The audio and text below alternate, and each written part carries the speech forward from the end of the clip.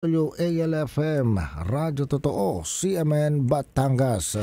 CNN Live Nationwide. Renz Belda, magandang araw sa iyo. Magandang umaga, Ariel. Magandang umaga, Pilipinas. Inilunsad ng Department of Information and Communications Technology o DICT ang eGov.ph app o ang eGovernment Philippines sa lalawigan ng Batangas.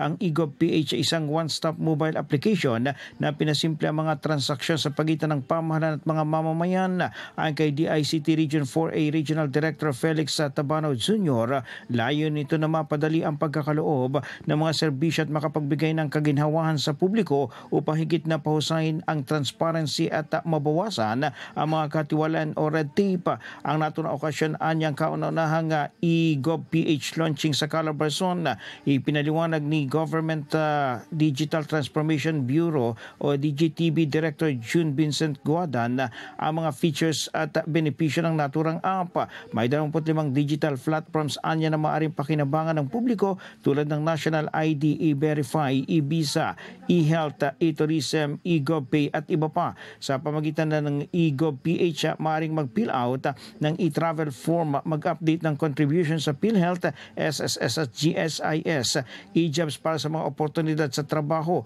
makita iba't ibang produkto na iba't ibang bayan sa bansa sa Philippine e-commerce platform at makakuha ng impormasyon mula sa mga ahensyang konektado dito.